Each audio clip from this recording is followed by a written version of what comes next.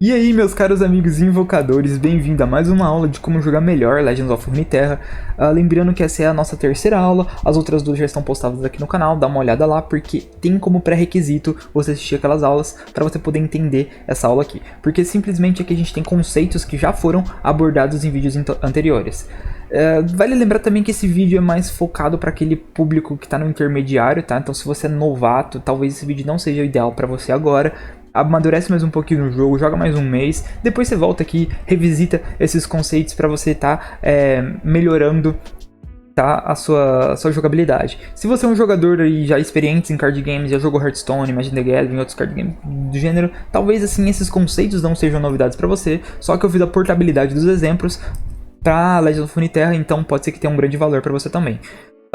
Então, se você for jogador do beta, jogou o beta, o primeiro card game que você jogou foi Runeterra, tá aí já um mêsinho jogando, 2 meses jogando, cola aí, mano, cola aí que vai ser muito bom pra você esse vídeo de hoje. Bom, vamos primeiro falar de clock. O que é o clock? É a quantidade de turnos que você tem para que o jogo termine, ou seja, é a quantidade de turnos que você tem para você ganhar ou pra você perder, né? Como que você vai estar calculando o clock, no caso aí, pra você, né? Você vai estar somando todo o poder dessas unidades em mesa, né? Que o dano... Você tem que ver também o dano que vai passar, né? Óbvio. Habilidades que você tem na sua mão, habilidades que você tem na mão, feitiços que você tem na mão, habilidades que vai ser na pilha, tudo isso conta pro clock. Lembre-se de sempre calcular que as suas melhores unidades não vão bater, porque ela vai ser bloqueada, né?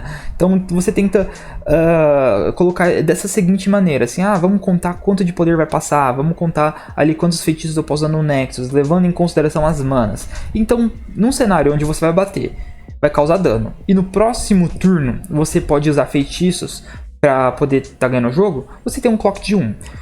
Então, se tem um cenário em que você vai ter que bater 2 vezes para você poder ganhar, você tem um clock de 2, porque você vai ter que passar pelo um turno e só no próximo turno você vai ganhar, tá? Então, é assim, mais ou menos se calcula o clock, não é muito complicado, né? Entretanto, calcular o clock do seu inimigo é extremamente complicado porque você não sabe os recursos que ele tem na mão. Então você tem que sempre supor de maneira mais racional, tem que ter mais um feeling, ele tem um know-how assim, muito grande, você tem que entender muito bem do jogo, ter muito conhecimento do jogo para saber, para poder deduzir certamente o que tem na mão do seu oponente, tá? Tem algumas estratégias, eu vou comentar aí com vocês, que uma delas é olhar os decks metas, entrar no Mobalytics ou algumas estatísticas e ver quais são os decks metas, ver quais são as cartas que esses decks metas usam, dar uma decorada naquela lista mesmo, também até mais ou menos a proporção de cartas você pode decorar também, e aí quando você estiver jogando contra esses decks, você vai ver as cartas que já foram jogadas e em teoria vai também saber ali qual é a probabilidade dele ter na mão, tá? Você pode utilizar deck trackers como o Mobalytics para tomar essas decisões, principalmente quando você é novato, tá começando agora, começou agora a jogar de maneira competitiva. Com o tempo, os trackers começam a perder um pouco o valor, porque você começa a interiorizar aquelas porcentagens, você começa a interiorizar aquele tipo de, sabe, tipo, você começa a ter mais habilidade com o jogo, então ele vai ficando obsoleto, assim, vai envelhecendo mal, dizemos assim, tá? Eu vou fazer um vídeo assim, ensinando a usar o deck tracker, usar o Mobalytics ali para melhorar seu gameplay. Vale dizer que vai ter campeonatos em que, assim, a ranqueada não vai ter problema usar, eu acho que nunca vai ter problema usar numa ranqueada, acho que nunca vai ser dito como cheating, porque é meio que informação pública. Entretanto, em alguns campeonatos pode estar proibido, então tenham isso em mente, tá? Bom, vamos voltar aqui ao assunto, né? Não é um vídeo sobre tracker, mas vai ter um vídeo sobre isso, relaxem, tá? Vamos voltar ao assunto aqui, né? Que o cálculo do clock ele é dinâmico, então sempre que descer uma unidade ou você seu oponente, o clock vai estar sendo alterado, então calcule toda vez que tiver uma jogada. Então se você for ficar fazendo continha matemática, toda vez é muito chato, é muito difícil, é muito demorado. Então, com o tempo, você começa a pegar. Inicialmente, faça esse exercício de vamos calcular aqui, um turno, 2 turnos, beleza. Mas depois, né, você vai ver que meio que você vai saber de cabeça, assim, sabe? Não tem muita dificuldade, tá? Aí você vai me perguntar, putz, mas para que eu vou querer saber o clock? Porque o clock vai te ditar algumas coisas, algumas posturas, tá? Vamos falar assim do clock quando a gente tá ganhando, tá? É muito simples o clock quando você tá ganhando, tá? Você quer reduzir o clock para que seu oponente não encontre respostas. Então você quer tirar turnos dele, porque tirando o turno dele, você tira a compra dele. Tirando a compra dele, você tira a probabilidade dele comprar uma ruína, dele comprar um grasp, dele comprar qualquer coisa que vai estar fazendo o jogo virar, tá? Entretanto, você tem que diminuir o clock com cautela, porque você não pode estourar o clock, eu já vou dizer o que é estourar clock, e você não pode gastar todo o seu recurso para que você emplacar o clock, tá? Porque entra naquele dilema do mass removal, sabe? Do spot removal e do mass removal. Então, se seu oponente tem ali o mass removal, você encheu a mesa, ele vai fazer muita vantagem em cima de você. Esse conceito a gente já explicou em Card Advantage, dá uma olhada lá, ok? Assim, você tem que atacar de maneira conservadora, mas não tanto, tá? Se deu, às vezes, o luxo de arriscar um pouquinho, porque normalmente jogadores que estão na defensiva contam também o clock. Se ele tá contando o clock de maneira defensiva, ele vai deixar alguns danos passarem, porque ele vai olhar assim, se eu tomar 5 de dano agora, meu clock não reduz, né? Se eu tomar esse 1 de dano, meu clock não reduz, eu continuo perdendo só daqui tantos turnos. Então ele vai usar essa conta como vantagem. Quem joga aí de Ezreal provavelmente já fez isso, ou faz isso, ou se você não joga de Ezreal, você vai fazer isso com o passar do tempo, tá? Agora é importante também falar do clock quando você está perdendo, né? Que você tem que utilizar suas unidades de maneira de você estender o clock. Então você tem que começar a bloquear de maneiras... Você tem que bloquear, senão você vai perder, né? Você vai ter que usar seus feitiços para remover. Mas você tem que sempre pensar de maneiras eficientes. Você vai fazer esse bloco e você vai ganhar um turno extra? Não vou. Então, compensa fazer esse bloco? Pense nesse tipo de coisa. Nesse momento do jogo, compensa eu fazer esse bloco e utilizar essa carta? Não sei. Vai depender muito da sua jogada. Na verdade, esse é o tipo de jogada que a gente fala que é o valor, tá? O conceito de valor é muito mais complexo do que clock, tá? Então, a gente vai ter vídeo falando sobre valor, fica pro futuro, tá? Então, vamos continuar aqui sobre o clock.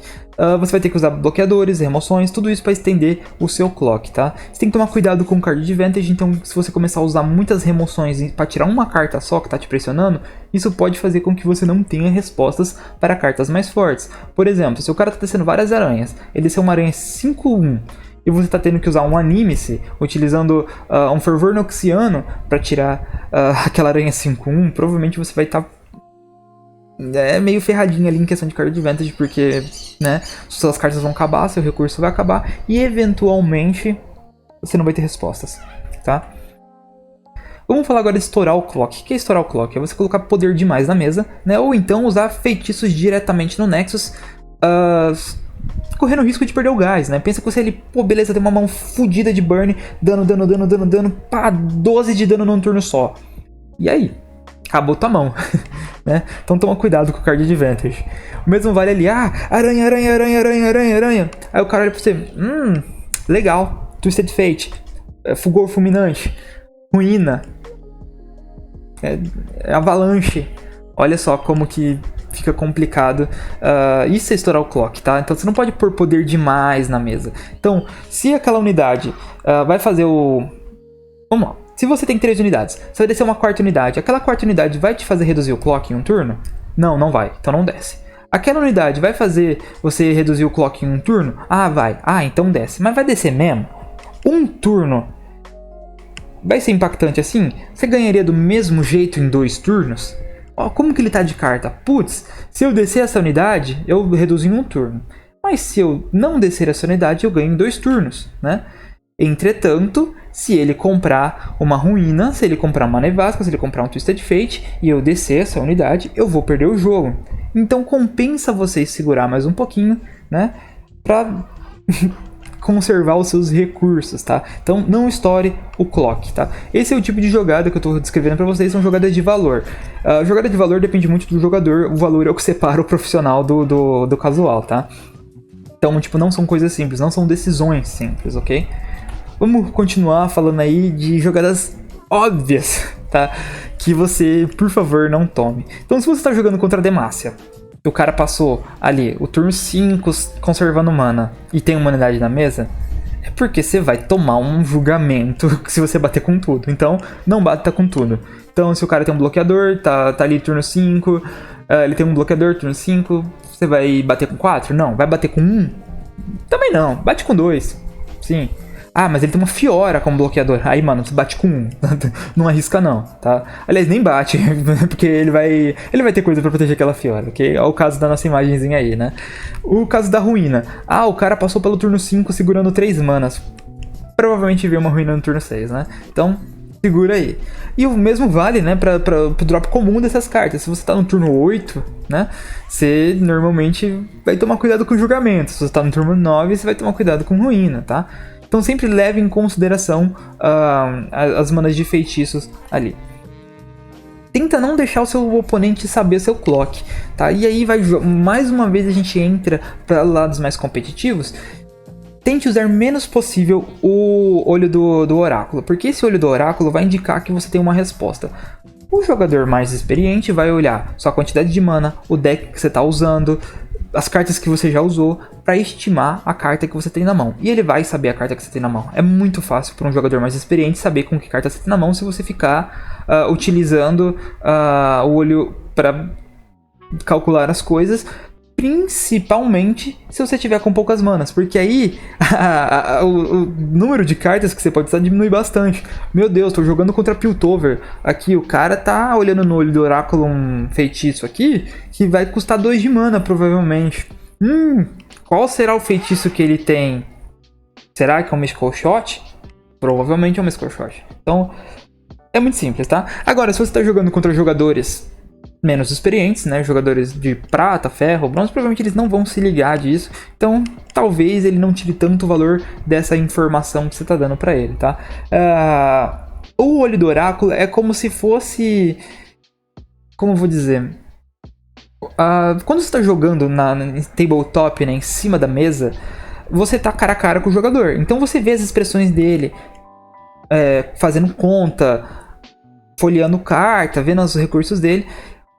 Quando você joga online, você não tem isso, então você não tem informação nenhuma do cara. Então o que os jogos online tentam fazer? Mostrar que carta que ele tá passando o mouse em cima, que carta ele tá olhando, mostrar o olho do oráculo quando ele tá fazendo conta, né, vendo o resultado das contas.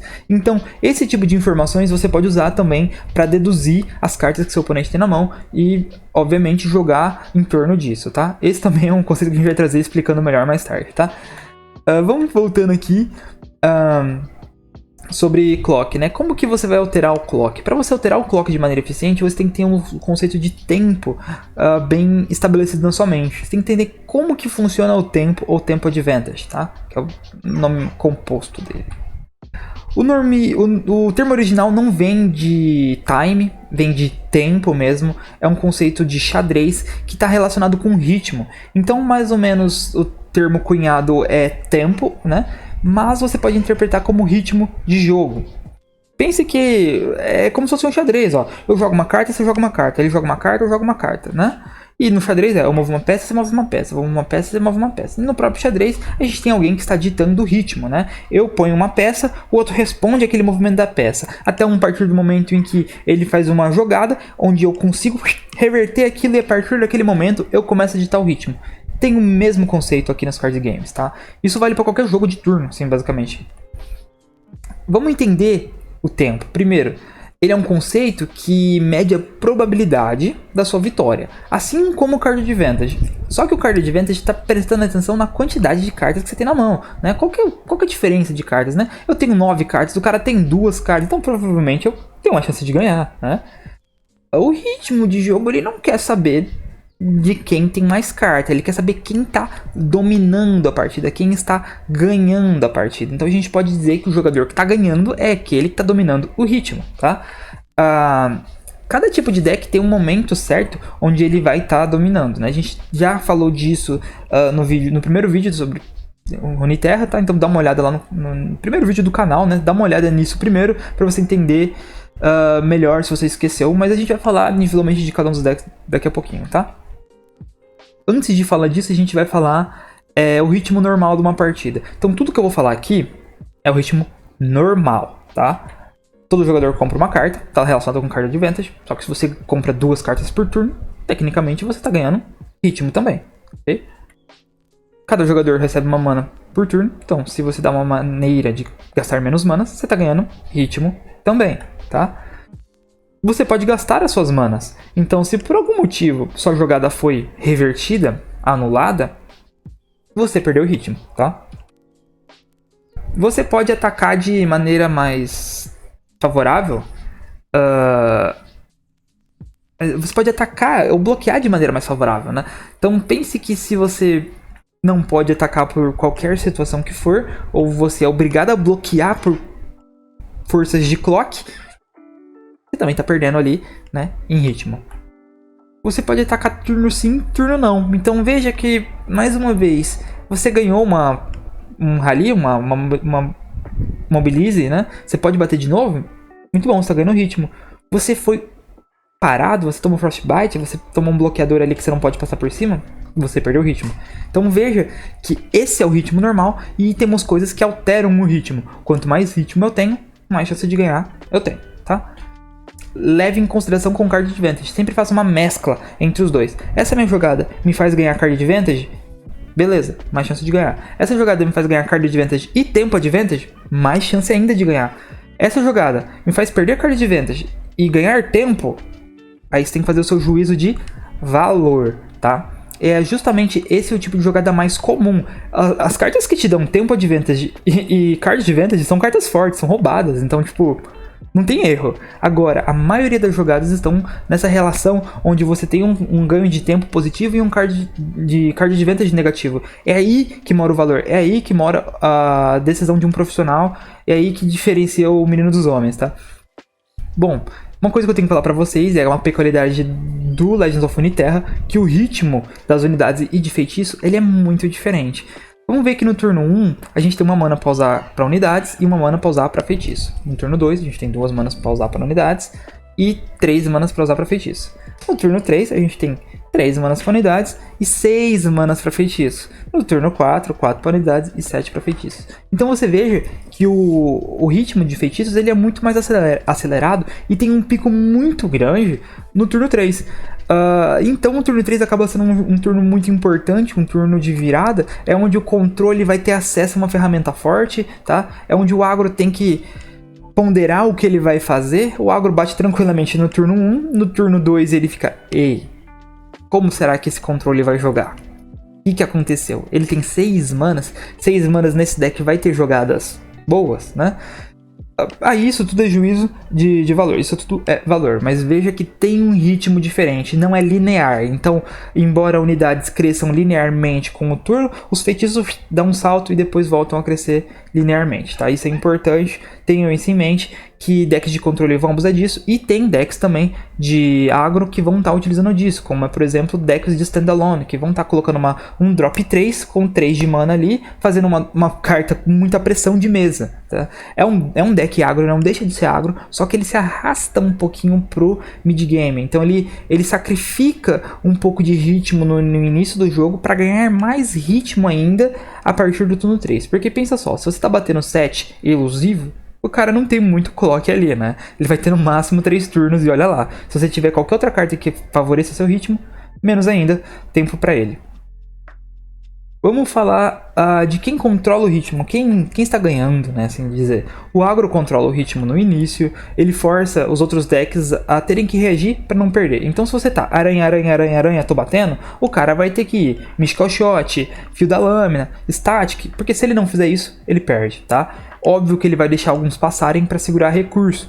Então, o que o agro tem que fazer? Tem que fazer com que os decks gastem suas respostas de maneira desesperada, menos eficiente. Então, o sonho do agro é tomar um anime-se, tomar um fervor noxiano numa aranha 5/1. É o sonho do agro. Porque nisso o agro tá pensando, putz, tô perdendo uma unidade 5/1. Que eu fiz com facilidade, mas ele tá perdendo 2 cartas. Muito bom. Se continuar assim, o controle não vai ter carta para jogar. Ele vai ficar top decando, né, que a gente fala, né, viver de top deck. Você compra uma carta, vê se você joga e se não jogar, paciência, né. Parece nesse jogo em que decks agro se favorecem em turno ímpar.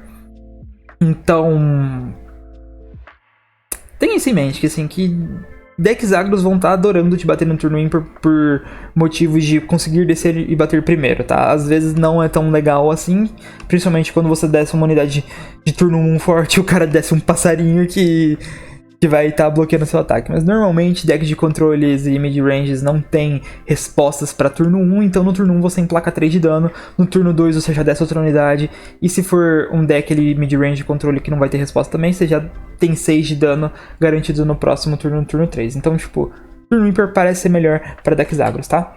O mid-range ele controla mais ou menos ali no meio do jogo.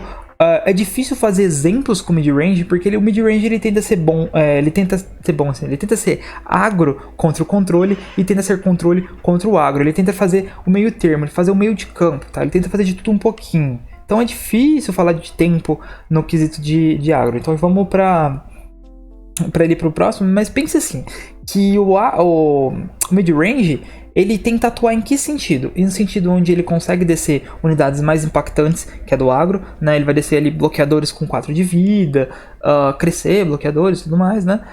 E o controle ainda não tem resposta. O controle vai assim, putz, essa minha carta aqui responde uma aranha, mas não responde um 4/4, tá?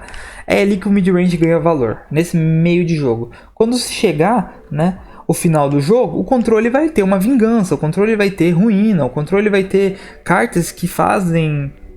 que não importa a quantidade de vida do seu... são controles absolutos, tá? Então no final do jogo, a tendência do ritmo de jogo é voltada para o controle, ok? Isso aí vocês já viram, vocês já estão careca de saber do primeiro vídeo, né? Vamos continuar. Então vamos falar um pouquinho das coisas que alteram o ritmo de jogo. Eu falei da coisa normal, eu falei do momento em que os decks brilham, e agora vocês vão ver o que vai alterar. Que cartas do Legend of Runeterra vão estar mexendo com isso, né? A maneira mais fácil de você ganhar ritmo é dropando unidades, né? Principalmente unidades com um corpo maior do que o normal ou com evasão. Porque pense só, se você está atacando com uma cena que tem Quick Attack, seu oponente tá tendendo a não bloquear, porque se ele bloquear, ele perde um card advantage. Então, ele deixa ali tomar um dano, diminui o clock e você põe pressão na mesa. E pense também que tem, por exemplo, atacantes com corpo muito forte, né? Por exemplo, aí do Trifariano Imprudente, eu acho, o nome dele, né? Não lembro agora certinho. O Reckless ali. Ele tem 4 de vida e 5 de poder no turno 3, isso é muito maior do que a média, né? Então o cara fala, putz, eu sou obrigado a bloquear, mas para bloquear aquilo ali eu vou perder uma unidade importante, né? Ou, meu Deus, não posso bloquear aquilo porque minha unidade importante vai sair.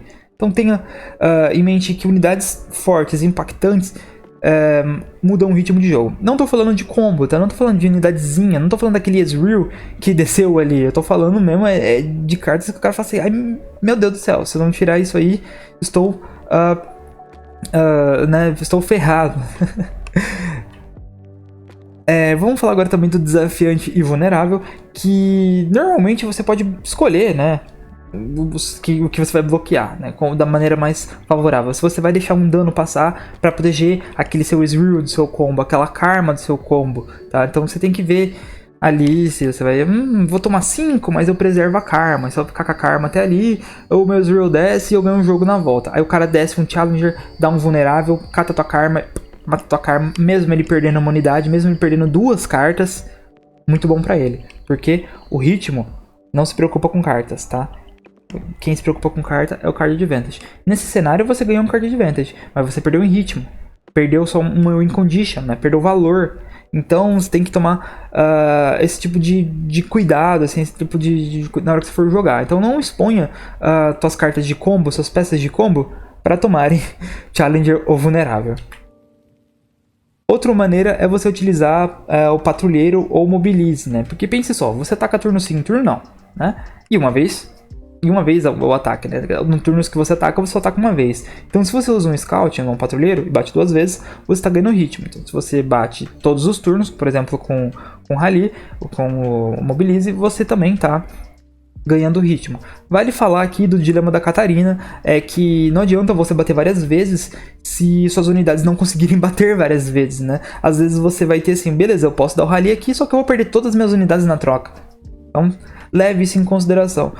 Na hora que você estiver trocando, você vai tentar principalmente utilizar cartas que vão dar dano evasão, coisa do gênero, para você não perder as suas cartas na troca. E aí você tira valor das jogadas, né? Quando você alia o ganho de ritmo com o ganho de card advantage, porque nesse caso você está usando uma carta que está batalhando, tirando outras e não está perdendo. Então tá ganhando card advantage, tá ganhando ritmo, tá ganhando valor, tá? Embora o valor tenha mais coisas agregadas. Vamos falar agora de ramps e sintonia.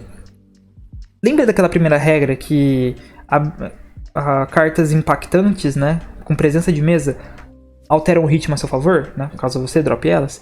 Se você rampa, você ganha um turno a mais. Você perde um turno, mas você ganha Você ganha está um turno à frente do seu oponente. Isso faz com que cartas mais impactantes desçam mais cedo. E se cartas impactantes descem mais cedo, a pressão que ela faz é meio que exponencial. Por exemplo, uma Sejuani descendo no turno 6, é ok, ela foi feita para fazer isso. O impacto dela no 6 é forte, só que o impacto dela na 4 seria muito mais forte. Não sei nem se tem como, mas se fizesse, nossa, seria absurdamente forte. O ritmo ia ser completamente deslocado para você, tá? Então esse é o valor do ramp, você conseguir descer coisas mais impactantes mais cedo no jogo. Qual que é o valor então da sintonia? A sintonia ela tem a capacidade de, talvez em alguns cenários, reduzir o custo das habilidades, ou das unidades. Vamos ver ali no caso do Zap. Ele é um drop 4, certo? Com um custo virtual de 3, tá? Óbvio, vai ser um custo virtual porque não é um verdadeiro, ele não passou a custar 3, mas ele é como se custasse 3. Isso garante com que você possa usar feitiços, né, no mesmo turno. Então é como se você ganhasse uma mana a mais, tá? Você gastou uma mana a menos, na verdade. Isso só é válido nesses cenários, né, de que você tenha feitiços para usar. Não dá para você utilizar o Zap ali com outras unidades. Então vê que é um custo 3 virtual, ele não é verdadeiro. Tá? Tem uma coisa... Acho que é isso mesmo para falar de custo virtual, né? Não tem muito segredo. Sim. Veja que ele tem um custo virtual de 3, ele custa 3, mas o drop dele é 4. Então não é como rampar, não é como se ele descesse turnos antes, mas é como se ao ele ter descido, eu ganho a oportunidade de talvez jogar mais do que eu poderia ter jogado. Então isso é um ganho de ritmo. Vamos falar agora de remoções e de impedimentos, tá? Impedimentos eu não sei se é um termo cunhado, eu acabei criando ali na hora para descrever tudo que ganha ritmo e não é remoção, tá?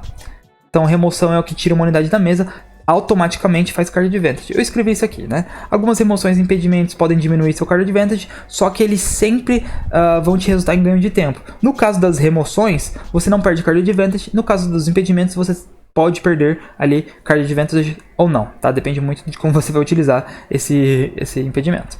Vamos falar aí de danos e abates, né? Vai estar te gerando um ritmo, porque você vai estar tirando coisas importantes do seu oponente, vai estar tirando clock da mesa, e automaticamente também ganha card advantage, porque você tá... não ganha, né? Mas dependendo ganha, né? Se for uma ruína que tirou 4 cartas, você ganhou mais 3, né? Um Grasp, 1 para 1. Só que, entretanto, você recuperou vida. Então, ganha um pouquinho mais de tempo do que o normal, né? O Killing Strike é 1 para 1. Então, veja que os danos e abates podem estar relacionados ali com Card Advantage.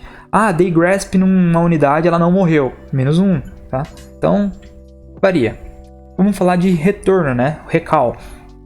Na maioria dos casos, se o Recall for um feitiço, ali, como, por exemplo, o Wheel of Ionia, ele te faz menos 1, porque você gastou uma carta e a carta só voltou pra mão. Entretanto, depois do turno 5, se você usou isso numa unidade forte do cara, numa unidade de custo mais ou menos 5 maior ali, né, onde começa a compensar, meio que você fez o cara voltar ao turno. Então ele desceu, aquela Sejuani, aquele Tryndamere, você voltou ele pra mão, o cara perdeu o turno, ele não vai descer mais nada, entendeu?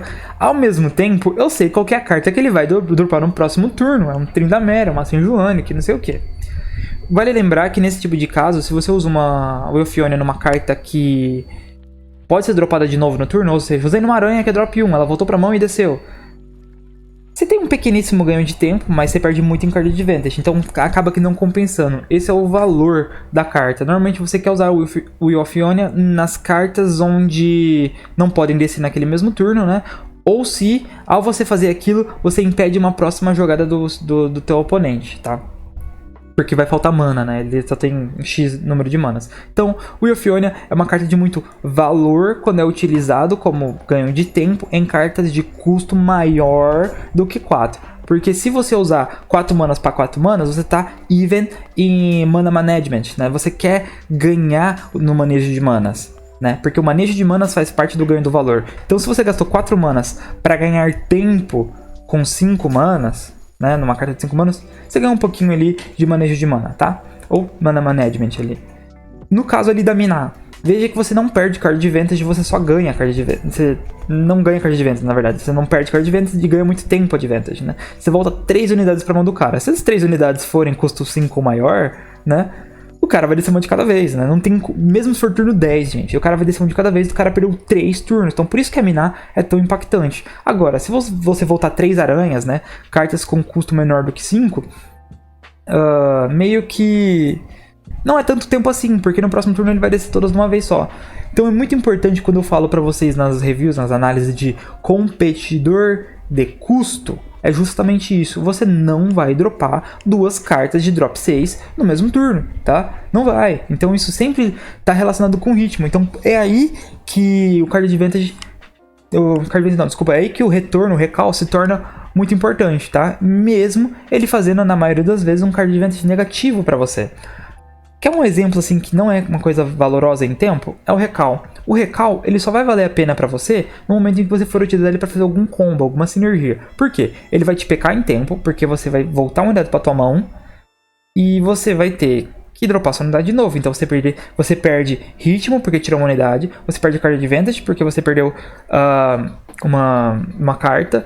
E você perde também mana, então você perde mana management, né? Você perde manejo de mana, porque você vai ter que dropar tua carta de novo, vai ter que gastar mana mais uma vez. Isso pode ser bem ruim, tá? Mas se for pra proteger sua unidade, se for pra uma peça-chave de um combo, pode ser que valha a pena. Esse é o valor, né? Essa junção de vários conceitos. Vamos prosseguir, senão a gente vai falar o dia inteiro de retorno, porque, mano, tem muito quesito de tempo aqui, tá? Negação. Então... se você gastou uma carta, tá, pra anular uma do cara, no mesmo sentido do Fiona, você vai perder card advantage, mas você ganha um ritmo. Por quê? A carta que ele ia fazer, não vai fazer. Perdeu, né? Ah, mas aí, às vezes até fica 1 pra 1, né? Se você usar numa skill, você faz -1. Mas se você usar numa Armored Skull, por exemplo, é 1 pra 1. Se você usar num outro Fiona, é 1 pra 1, né? Então você tem que pensar que na habilidade normalmente você faz -1, então pode não ser tão interessante assim em card advantage, mas é 1 pra 1 quando você tá tratando de feitiço. E por que o Fizz é bom como negação? Porque ele dificilmente te custa, né, em card advantage, porque normalmente você vai negar uma carta que deu alvo no Fizz, vai utilizar daquela carta porque ela vai fazer alguma coisa, né? Ou seja, um Mystical Shot removendo outra coisa. Nem que seja um próprio pump, um próprio buff pro Fizz, pra ele ganhar elusivo, você tira o valor disso. Então por isso que o Fizz é uma carta interessante de negação, porque ele sempre vai estar negando, então ele sempre vai estar te dando tempo. E além disso, ele meio que, se não te der card advantage, ele te dá valor de alguma outra maneira. Então, por isso que Fizz é uma carta boa, tá? Deny ele cai bastante, né? A partir do momento que ele fica um pouco previsível ou que você não tenha como utilizar o Deny no meta. Às vezes o meta não tá favorável para usar Deny. Então Deny vai sempre entrar e sair das listas aí de maneira mais a responder um meta. Digamos que ela é uma carta meio anti-meta. Se o meta está muito baseado em batalha, criatura, Deny não aparece. Mas se está muito baseado em feitiço, principalmente, Deny aparece. Se está muito baseado em skill, Deny aparece. Pode ser que ela apareça agora na expansão, por causa de muitos campeões tendo habilidades impactantes, como Twisted Fate, Gangplank, essas coisas. Então pode ser que ela dê uma aparecidinha aí, tá? Dá umas caras de novo. Vamos tá continuando aqui. Congelar os Frostbites. Eles ganham tempo porque justamente entram naquela coisa onde você tá tirando o bloqueio ou ataque favorável do seu oponente. Na situação onde o cara tá te atacando, você usa Frostbite para não tomar dano, tá perdendo card advantage, entretanto, você tá não tendo seu clock reduzido, você tá ganhando ritmo. Se você bota bloqueadores e remove as cartas do cara, você também tá ganhando em card advantage. Então, veja que Frostbite pode ser muito bem utilizado, fazendo jogadas bem valorosas, que ganham valor, jogadas bem valorosas, que ganham tempo e que ganham card advantage, tá? Vamos continuando falando de atordoar. Não é igual o Recall, porque ele gera menos tempo que o Recall, porque o Recall vai fazer com que ele tenha que gastar manas novamente, então pode ser que o Recall faça só a carta voltar pro jogo próximo turno.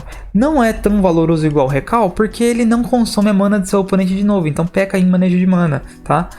Entretanto, né, não sei o que falar de vantagens de stun, na verdade, né? Eu não sei nem o que falar. Com relação ali, em questão de tempo, ele parece muito com o Frostbite, né? Porque tá muito relacionado à batalha. Só que o Frostbite você consegue tirar valor também, fazendo bloqueios, né? Você consegue tirar card advantage disso. Então o stun você já não consegue, né? Então, complicado, assim, sabe? O stun em questão de tempo. Todas as cartas, todas as coisas que alteram o ritmo, o stun me parece um dos piores, ok? Então o stun normalmente está relacionado com outras vantagens, né? Tipo assim, o Yone stuna 2, né? O Concussive Palma concussiva invoca uma unidade. Ali o Tempestade de Aço é uma carta horrível porque gera pouco tempo, é estacional e dá menos card advantage. Então é uma carta de pouquíssimo valor, estão vendo? Então não tem muito o que falar aqui do stun, então vamos prosseguir. Sobre o Yasuo, ele faz com que os stuns comecem a ter um card advantage favorável. Então você deixa de fazer -1 com o Tempest Steel e começa a fazer 1 para 1. Você deixa de fazer 1 para 1 com o Yone e começa a fazer +2. Então aí que mora o valor do Yasuo. O Yasuo transforma stun em uma habilidade ruim em uma habilidade boa, tá? Pode ser por isso que stun é ruim, né? Porque existe o Yasuo. Talvez se o Yasuo não existisse, os stuns fossem melhores, né? E pode ser ao contrário também. Stuns podem ser ruins porque o Yasuo existe. Não sei lá, tipo... É meio que culpa do Yasuo, tá, gente? Eu não sei falar muito sobre isso. O Yasuo tem esses problemas de design, né? Vamos falar então das barreiras, pumps e roubos de vida, né? O pump tá muito relacionado ali... A barreira e o pump tá muito relacionado a fazer trocas que normalmente não seriam feitas. Pense que você vai estar sempre fazendo -1, né? Sempre vai estar gastando sua barreira. Entretanto, você está fazendo a carta do seu oponente sair. Então, se ele bateu com uma unidade valorosa, uma unidade que é importante para ele, você dá essa barreira. Sua unidade não sai, né? A dele sai. Então, ali você acaba fazendo 1 para 1. Se você deu um pump, a sua unidade sai, a dele sai também. Você fez um -1. Entretanto, você tirou uma unidade valorosa.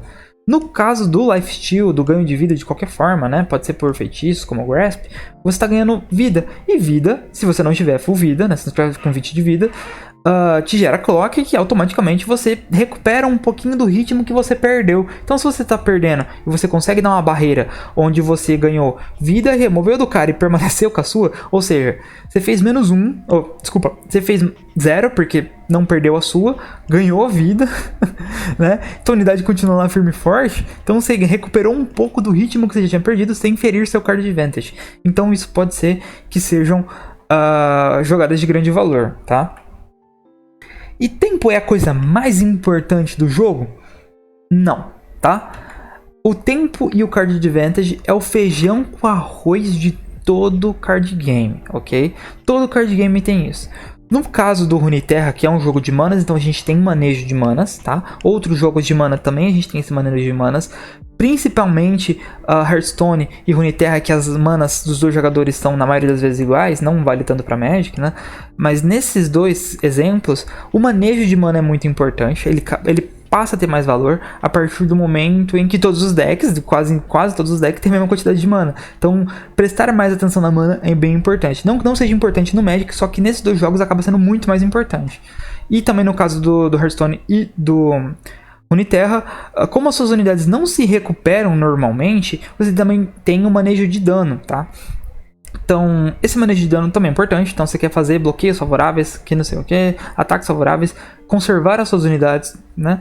Para que você tenha um manejo, né, de danos. E a junção disso tudo ali faz o valor, tá? Quando você entende o que é o tempo, o que é o card advantage, você sai do amadorismo. Você para de ser aquele jogador mais casual que primeiro joga, depois pensa. Você começa se eu fizer essa jogada, eu ganho tempo. Se eu fizer essa jogada, eu ganho card advantage. Tô perdendo card advantage e tô ganhando tempo. Preciso fazer isso? Então, para sair do amadorismo, esses dois conceitos é o ideal. Para você realmente sair ali, o que define um jogador profissional, para você sair ali literalmente do casual, para você entender como um pro pensa, você tem que entender o valor. E o valor nesse jogo está relacionado com card advantage, tempo advantage, está relacionado com manejo de manas e manejo de dano. Tudo isso está correlacionado ali no valor. Além disso, você tem que entender o que é a postura de jogo, né? Quem é o batedor. Então Aí que você vai separar realmente quem joga bem e quem joga mal. Quem é o Gold afundado, quem é o Platina, que não sai dali, e quem é o cara que tá no Mestre. O cara que tá no Mestre pode não saber os conceitos que eu tô apresentando pra você de maneira conceitual, mas ele sabe de maneira empírica, tá? De tanto jogar, ele aprende a fazer esse tipo de coisa. Eu vejo muito jogador falando bem assim, qual é o deck meta? Fala o deck meta pra eu sair do Platina, pra eu sair do Gold. Não existe, tá? Qualquer um dos deck meta ali tem potencial de chegar no maior tier. Por isso que ele é meta. O jogador é o que vai definir. Então é o jogador entendendo o card advantage, entendendo o tempo, entendendo o valor, entendendo todas essas coisas, entendendo a postura de jogo, é o que vai fazer ele sair ali do Platina, sair do Gold com o deck meta, tá? Então é muito menos o jogador que te sai do Platina, é muito menos o deck, né? E muito mais o jogador, tá? Bom, pessoal, é isso que eu tinha para falar para vocês nessa aulinha aqui. A gente volta falando os conceitos aí de manejo de mana e de dano. É simples, tá? Todos vocês já devem saber, né? Até os jogadores mais novatos, o próprio tutorial te ensina a fazer isso. Só que eu vou mostrar para vocês, para deixar a aula completinha, né? Claro. E também porque muitos jogadores acabam pensando de maneira irracional, tá? Então a gente vai lá e vai explicar racionalmente a jogada, o que ele tem que fazer, para que na hora de jogar jogue certo, assim dizer, né? Uma coisa que eu tenho que falar pra vocês é que vocês têm que sair da zona de conforto, vocês têm que ativamente pensar no seu turno, você tem que olhar a tua mão quando o seu turno começar e falar assim, ok, o que eu vou fazer? Primeiro pensa, depois você joga. Estoura seu relógio. Pense bem assim, eu não vou jogar até que o timer apareça, porque eu quero pensar em todas as situações. É isso que separa você de um jogador profissional. Além de, claro, o jogador profissional tá conseguindo pensar ali 3 turnos na frente, pressupor cartas na mão do oponente, coisas do gênero. Óbvio que o jogador profissional tem muito mais competências, além de entender do valor das jogadas, tá? Então a gente volta depois falando todo sobre isso aí, a gente vai falar sobre tomada de decisão envolvendo probabilidades e tudo mais. Obrigado, gente, já falei demais, esse ficou longo pra caramba, e fui!